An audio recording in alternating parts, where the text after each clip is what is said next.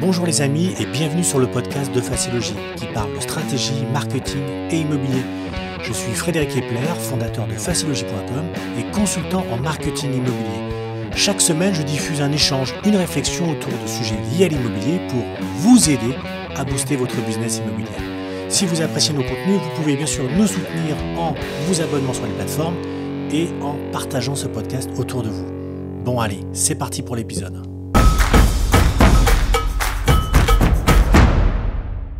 Moi, quand je pense à digitalisation, en règle générale, je pense à valeur ajoutée.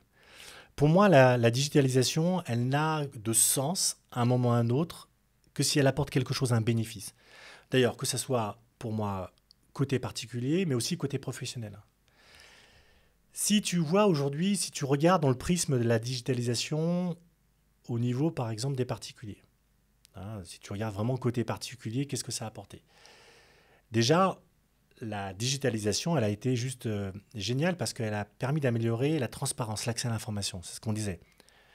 Quand tu regardais un site web il y a 10 ans, tu avais 2-3 lignes et aujourd'hui, tu te retrouves avec des textes parfois qui font une dizaine, quinzaine de lignes. Tu te retrouves avec une quinzaine d'images, avec de la visite virtuelle, sans compter parfois des gens qui font des trucs juste géniaux, qui vont carrément se filmer physiquement, même sur le quartier, rentrer dans l'immeuble, bref.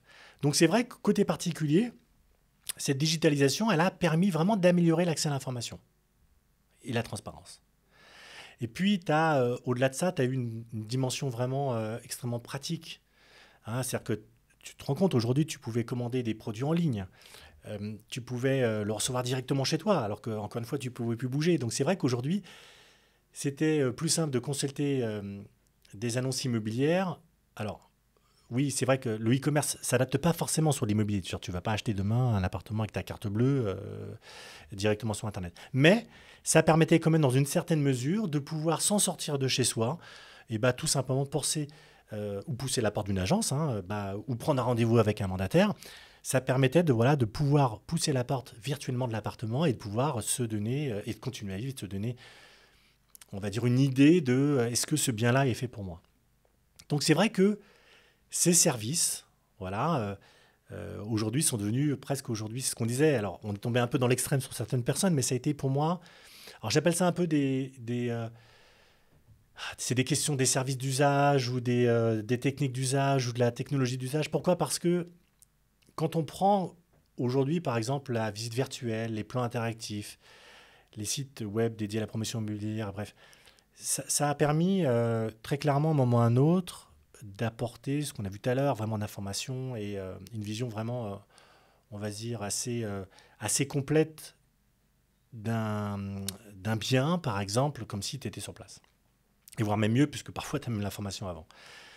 Mais faut bien comprendre une chose, c'est que ces descriptions détaillées, elles ont été aussi importantes parce que elles ont permis, en tout cas, de prendre conscience que, du coup, la demande qui était faite par ces clients aujourd'hui n'était pas forcément reléguée par les professionnels. Donc, on s'est retrouvé aujourd'hui à avoir l'effet inverse, c'est-à-dire qu'il faut vraiment tout avoir. C'est-à-dire qu'il faut avoir la visite virtuelle sur le site, il faut avoir la prise de rendez-vous instantanée, il faut avoir le chatbot qui répond directement, il faut avoir le simulateur de rentabilité locative. Bref, cette surinformation, je ne dis pas qu'elle est mauvaise, mais c'est vrai qu'on est tombé un petit peu dans l'espèce de confort inverse, c'est-à-dire de tout donner d'un coup. Et voilà. Mais je pense qu'aujourd'hui, ces services ont permis énormément de faire avancer les choses et je pense que c'est ça qui est le plus important qu'il faut retenir. Et puis, c'était une révolution qui était vraiment en phase avec, encore une fois, ce qu'on disait avec les attentes des clients. Enfin, je veux dire, aujourd'hui, quand tu regardes bien, tu as des structures immobilières qui... moi, je sais que j'avais eu écho en 2019 d'un sondage qui avait été fait par OpinionWay, par un réseau qui venait de se créer d'ailleurs. Et en gros, il disait que, pour ne pas dire de bêtises sur les chiffres, il disait qu'il y avait 25% des Français qui étaient prêts à acquérir un bien juste sur une visite virtuelle, sans l'avoir visité physiquement. Alors, je ne dis pas, après, tu as la notion j'imagine que tu as comme cette notion à un moment ou à un autre, mais d'acheter avec une vente physique. Mais quand tu regardes bien sur le neuf, c'est ce qui se passe. C'est-à-dire, les gens ils achètent bien sur plan. Et puis, tu en as 36% d'entre eux qui consentiraient à conclure une transaction sans passer par un notaire. en s'appuyant par exemple sur les fameux processus blockchain. Donc tu vois qu'aujourd'hui, cette digitalisation, elle est vraiment entrée dans les mœurs. Et je te parle de 2019. Donc on peut imaginer aujourd'hui que ça fait maintenant presque voilà, 2 ans, 3 ans. Je te laisse imaginer aujourd'hui concrètement que ces chiffres-là pourraient être majorés peut-être de 10 points, quoi. Donc c'est vrai qu'il y a quand même un aspect générationnel à tout ça. Quand tu prends ma génération, les quinquas, début quinquas, c'est vrai qu'aujourd'hui, on est une génération qui va disparaître au profit justement de cette génération qu'on appelle les digital natives. Ces gens aujourd'hui qui pourraient tout à fait envisager l'immobilier sans intermédiaire. D'ailleurs, l'immobilier comme d'autres business. Je veux dire, là, on parle de l'immobilier parce que c'est un sujet qui nous tient à cœur. Mais aujourd'hui, voilà, clairement, aujourd'hui, si tu posais la même question à quelqu'un comme moi, en quinca, je te le dis honnêtement, aujourd'hui, je ne pourrais pas acheter un bien à mon niveau sans me déplacer. C'est pas possible. Sauf qu'aujourd'hui, ma génération aujourd'hui, c'est pas la génération d'avenir. Cette génération d'avenir, c'est toutes ces générations de nos enfants qui, aujourd'hui, seront nos futurs acheteurs. Et clairement, il y a cet aspect générationnel qui va forcément faire bouger les lignes à un moment ou à un autre. Ça, c'était du côté la vision du digital du côté particulier. Mais si tu prends le côté professionnel, on l'a vu que cette prise de conscience, donc qui est très simple, de toute façon, la prise de conscience, elle est claire. Sur un professionnel, c'est à un moment ou à un autre, j'ai besoin de faire du business. Si demain tout s'arrête ou si l'attente de mon client demain est d'avoir l'information, si je ne suis pas capable de lui donner, il va y aller chez le concurrent. Donc c'est sûr qu'aujourd'hui, côté professionnel, on s'est adapté, d'ailleurs poussé par le client, pour répondre à ses besoins. Et ça, c'est vraiment important de le souligner parce qu'encore une fois, on n'aurait peut-être pas eu ce processus si les clients, à un moment ou à un autre, n'avaient pas poussé les choses. Et quand tu regardes bien aujourd'hui, on a cette volonté des professionnels de commencer aujourd'hui à se réinventer. Alors, il y en a qui se sont réinventés, mais tu en as même aujourd'hui qui ont carrément repensé leur offre, qui ont revu complètement leur processus. Moi, je croise et j'ai au téléphone des gens assez régulièrement, puisqu'on fait des séances de coaching chez Facilogy. Mais aujourd'hui, quand je croise des gens, j'ai des gens qui me disent, alors que, tu vois, nous, on y va toujours un petit peu avec des pincettes, parce que c'est vrai qu'on n'aime pas le changement, surtout en immobilier. Mais du coup, tu as des gens qui disent, non, mais moi, j'aimerais repenser toutes les choses. Je te donne un exemple très simple. Moi, j'ai des gens qui, par exemple, remettent encore sur des prospectus estimation gratuite. Quand je leur pose la question de dire, mais voilà, mets-toi à la place demain d'un client qui reçoit ce prospectus. Et puis, quand il voit dessus estimation gratuite, est-ce que tu penses demain que ça, c'est un élément pour ton client, un élément suffisamment important pour que demain, ce dernier se dise, je vais te donner le bien. Et en plus, je vais te le donner en exclusivité. Et puis, en plus, j'ai tellement confiance en toi que tu as carte blanche. Non, moi, je pense que non. Et c'est un peu logique aujourd'hui. Tu ne peux pas créer un lien à un moment ou à un autre sur un fait. Enfin, si tu n'arrives pas à montrer à un moment ou à un autre ta valeur ajoutée, tu auras beau mettre des notions de prix là-dessus que ça ne changera pas grand-chose. Donc voilà, on a énormément de gens qui nous contactent et qui nous disent, voilà, moi, j'aimerais vraiment repenser les choses. J'aimerais refaire les choses intelligemment. J'aimerais me réinventer parce que ça fait déjà des années que je fais ça et puis je sens que ça se tarit, je sens que c'est compliqué et puis j'en ai marre de travailler à contre-courant. Et tu as des gens aujourd'hui qui commencent, alors même si je sais que j'y vais encore avec des pincettes parce que c'est encore très nouveau, mais regarde aujourd'hui, nous on le voit bien quand on a lancé Prospénéo, donc, qui est une solution de marketing vraiment dédiée à l'IMO, qu'est-ce qu'on a fait? C'est qu'on a pris tout simplement ce qui fonctionnait aujourd'hui dans d'autres business comme des tunnels de vente, comme des page builders, comme un CRM métier, enfin bref. En gros, tu t'aperçois que l'implémentation de ces solutions-là, 5 ans en arrière, c'est quelque chose qui n'était pas inenvisageable. Je veux dire, les gens avaient le logiciel de Transact. Pour eux, le Transact, ça faisait le job.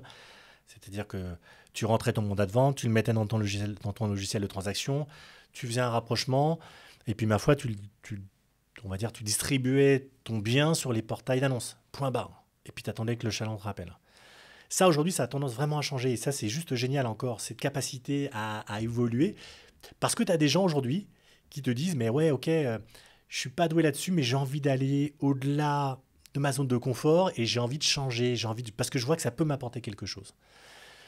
Et puis, il y a quand même un point qui est vraiment important, c'est que, ça, je vais vraiment le souligner, c'est qu'on a souvent des craintes sur certaines personnes de se dire, mais tu te rends compte, aujourd'hui, mon métier va disparaître. Moi, j'y crois pas, en réalité. Je pense qu'aujourd'hui, L'agent immobilier ne va pas disparaître. Je pense que le digital, aujourd'hui, s'il est vraiment bien intégré, tu sais, dans ta stratégie, si tu le mets vraiment à de bons endroits, il n'y a aucune raison que l'agent immobilier disparaisse. D'ailleurs, ce qui est très marrant, c'est que on voit bien que même si la prédominance du digital a juste explosé, comme on vient de le voir, hein, enfin, je veux dire, pendant ces longues minutes on a commencé à parler ensemble, on s'aperçoit que le côté physique et le côté confiance, le côté humain, relationnel est de plus en plus important aussi. Et d'ailleurs, ce qui me laisse vraiment à penser aujourd'hui que, bien sûr, que les professionnels doivent être accompagnés dans ce changement et changer leur comportement. Mais ils ne vont pas disparaître. D'ailleurs, je vais donner un simple exemple. Tu prends aujourd'hui, par exemple, Amazon, qui est quand même le premier, qui est le leader mondial du e-commerce, qui est quand même le premier à commencer à créer aujourd'hui des boutiques physiques, où tu peux acheter des produits de première nécessité. Alors certes, il a viré les caissières, mais il a quand même créé un point de vente local. Ça veut bien dire aujourd'hui que c'est un élément qui est super important. Donc, faut bien comprendre une chose. Voilà, je pense que le marketing, ça a du sens, encore une fois, si tu établis un parcours. Si tu t'interroges vraiment sur à quoi ça va te servir, comment ça peut t'aider, quelle valeur ajoutée ça va apporter, à tes clients, et puis à toi. C'est-à-dire que, par exemple, si tu prends la réadaptation du parcours d'un client chez toi, hein, c'est-à-dire quel est le parcours d'un acquéreur, quel est le parcours d'un vendeur, quel est le parcours d'un propriétaire à qui tu as vendu une fois qu'il a signé chez le notaire, quel est le parcours d'un prospect, c'est-à-dire quelqu'un que tu n'as jamais croisé, qui est dans ta ville, qui est peut-être à 2 pas de chez toi.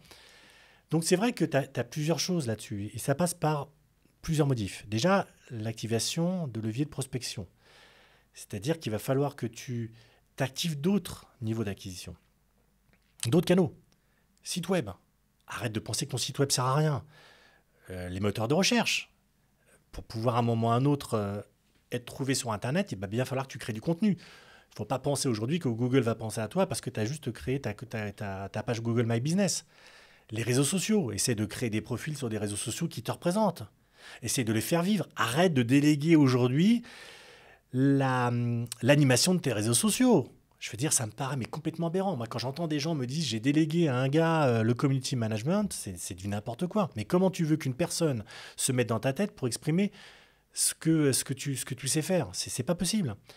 Et puis, le suivi des prospects, c'est d'imaginer, grâce à des tunnels de vente, un vrai processus pour les transformer de contact froid à contact chaud. Et ça, c'est super important. Et puis cette facilitation dans ta vie de tous les jours, d'avoir des applis mobiles dédiées. Je te donne un exemple très simple. La dernière fois, j'ai une personne qui m'appelle et qui me dit Fred, ouais, ok, mais parce qu'on parlait de Prospénéo, parce que voilà, on vient lancer Prospénéo, mais il me dit, sans parler de ça, il me dit ouais, mais en gros, tu as un outil qui fait de l'emailing et puis qu'est-ce qu'il me dit d'autre? Il me dit qu'il fait de l'emailing un peu comme SendGrid ou Sending Blue, excusez-moi. Et je lui dis oui, sur le fond, tu as raison, c'est un outil qui va envoyer des emails, donc qui va t'aider dans un processus à ce niveau-là, pas de problème. Et là, je lui pose la question, je lui dis mais c'est quoi ton besoin, c'est quoi ton attente? Moi, mon attente, c'est simple, moi j'ai un objectif, j'ai besoin, quand je suis sur le terrain, de capter de la donnée, parce qu'aujourd'hui, je fous ça sur un bout de papier, et puis ma foi, j'y pense pas, et puis quand bien même je le remets sur mon outil, quand il me permet de le faire, il se passe pas grand-chose. Et je dis voilà, toi, ça c'est une première étape, pose-toi déjà là-dessus. En gros, ce que tu aimerais aujourd'hui, c'est d'avoir la possibilité, numériquement, peu importe comment tu peux le percevoir, sur, par exemple, si demain tu devais taper à une porte, c'est de savoir qui il y a derrière. Est-ce que c'est un ancien client? Est-ce que c'est un acquéreur? Est-ce que c'est quelqu'un que tu as vu sur la pige? Est-ce que c'est quelqu'un qui, par exemple, à qui tu as découvert, c'était son anniversaire parce que tu as fait ton travail consciencieusement et tu as épluché les dernières naissances du secteur? Bref, tu vois bien qu'aujourd'hui, on ne peut pas avancer sans objectif et concrètement, la mise en place de ces outils peut avoir énormément de sens pour, encore une fois, te faciliter la vie dans soit la communication, soit dans le processus de vente.